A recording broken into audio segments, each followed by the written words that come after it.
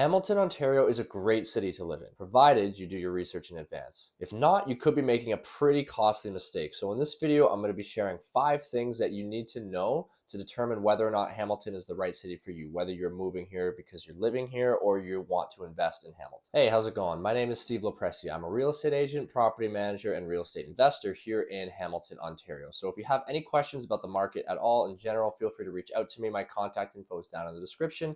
And if you like this video and you found some value in it, don't forget to like and subscribe. And if you're thinking of moving to Hamilton or planning to invest here, I would love to help you out. So again, feel free to reach out. All right, so the first thing you're going to want to know about Hamilton's market is the price. So in February 2023, from the most recent stats, the average price across all property types was about $800,000 and the median is about $750,000. Properties will be cheaper in the downtown core and in the industrial sector, but then they tend to get more expensive as you move outwards. Properties in Hamilton can be pretty expensive relative to most other places in Canada, but they're still relatively cheap compared to Toronto and Mississauga. The cost of living is a bit pricier in Hamilton, but that is also offset by the fact that there's lots of employment opportunities and there's lots of potential for growth. If you want to know more about Hamilton's prices, you can check out one of my other market update videos that'll give you a more up-to-date and in-depth look at the market. All right, the next thing you're going to want to know, and probably the most important one, is the areas to avoid. So typically in Hamilton, like any city, there are some rough spots, and typically the areas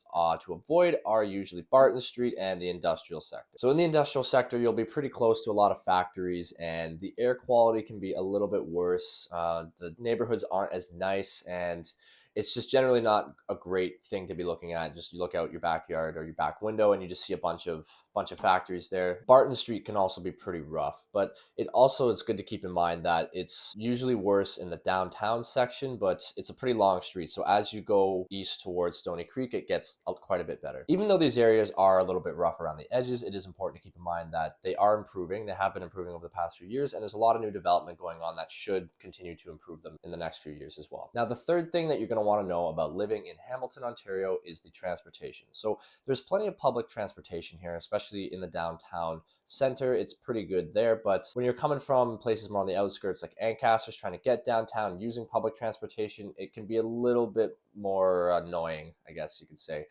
You might have to walk like quite a long distance just to get to the bus stop, or there might be less buses coming through, but it's generally pretty good downtown for the public transportation. There's very little wait times. There's buses coming through frequently, but as you get more towards the outskirts, it gets a little bit more difficult, but that's like with any city, right? The city of Hamilton is also planning to put in a new light rail transit system, which will run down Main Street and King Street, and it'll just help to streamline the public transportation system as well. Now, if you don't take public transportation and you're gonna be driving your own car instead, it's good to know that the streets here are very well organized and there's usually very little traffic. There's usually some around like rush hour, like between like 4 to 6 p.m., but it's not too bad. The streets are pretty well organized. We have a lot of one-way streets, so it keeps traffic flowing very well, and the lights are also synchronized, so you're not like hitting red light after red light after red light. Now, another thing you're going to want to keep in mind if you're driving a car in Hamilton is that there are plenty of potholes, especially in the winter time, and the city is pretty good about filling them, but sometimes it can take a little bit to get around to them. Now, as for cycling, you can make it around Hamilton in the downtown area